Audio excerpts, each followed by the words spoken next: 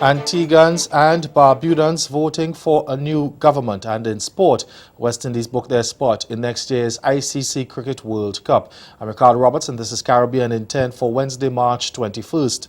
I'll be back with the details after the break. As a rather low-end naked model, the kind of legal end of the sex industry, I would call it. I would pose for amateur photographers, but the job was really a lot more like being a sort of private stripper where the camera was their excuse. The camera was their way of seeing themselves as, an elevated and artistic gentleman. This was the only way that I could see as a 19-year-old with no real skills to make $100 an hour.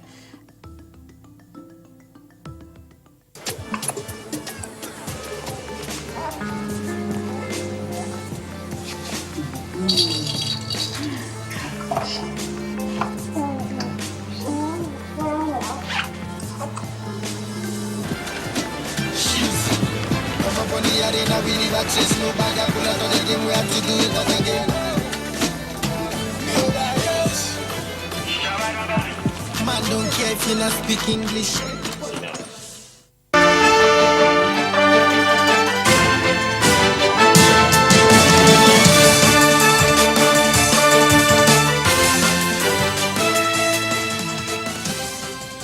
Voting is underway in Antigua and Barbuda as residents choose a new government. Polling stations opened at 6 this morning and Prime Minister Gaston Browne reported there was early heavy voting in the election that he called more than a year earlier than constitutionally due. He told CMC News he was satisfied with the voting process so far. More than 51,000 electors are registered to vote. Earlier in the day, there was a glitch in the provision of ballots at one polling station, but Browne said the matter was quickly cleared up and people were able to vote. The leader of the incumbent Antigua and Barbuda Labour Party, ABLP, is seeking a second consecutive term in office. It's the only party to field candidates in all 17 constituencies. The main United Progressive Party, the UPP, has offered 16 candidates on mainland Antigua and an alliance with the Barbuda People's Movement candidate Trevor Walker. Both Browne and UPP leader Harold Lovell are confident of victory in an election that will see a record 53 candidates vying for 17 parliamentary seats. It's also a historic election in that Barbudans, for the first time, will vote for their representative on Antigua and not in their constituency as they usually do. The move came as electoral officials determined that the sister isle, which was battered by Hurricane Irma in September last year, was not in a state to accommodate voting.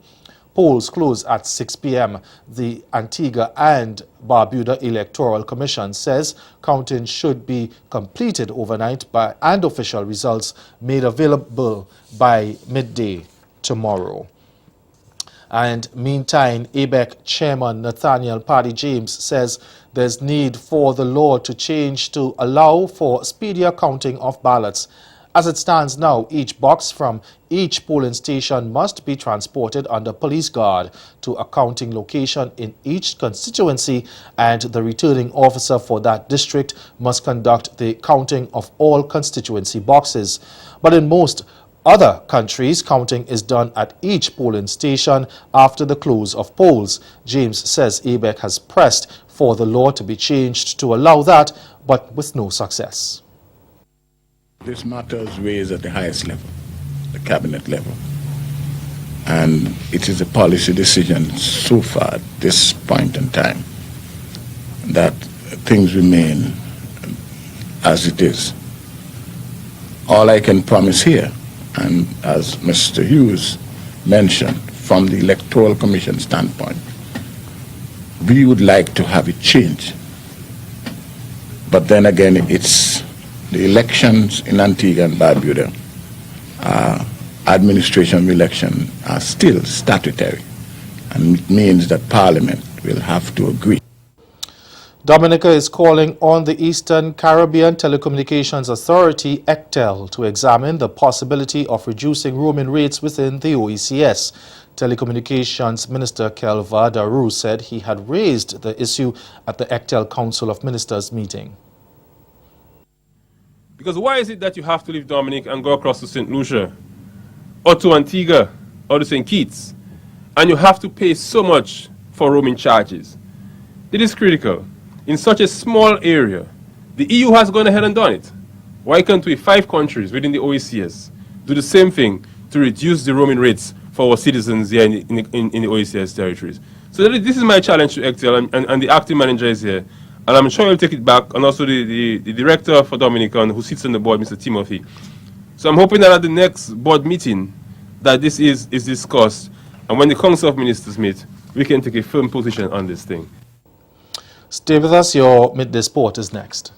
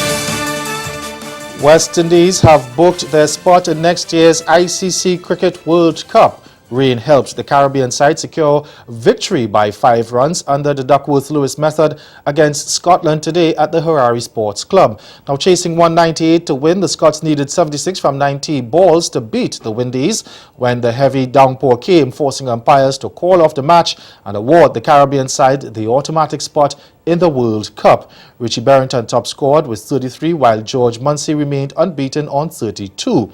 Taking 2 wickets for the Windies were fast bowler Kimar Roach and off-spinner Ashley Nurse. Now let's take a look at how the wickets fell in Scotland's runs chase. Gone! There's number 1. That's what the Windies wanted. Pulled him! 2 down. Man out there, gone.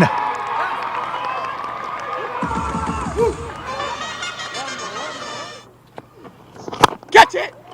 Good catch. That's what the West Indies need, wickets.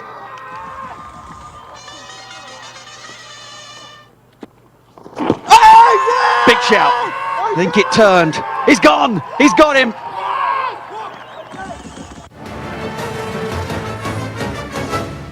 We'll give you the full highlights of that match in our major newscast at 6:30. But still in cricket, players withdrawing from West Indies squads on 2 consecutive occasions will now have to advise the chairman of selectors on their availability before they can be considered for future selection.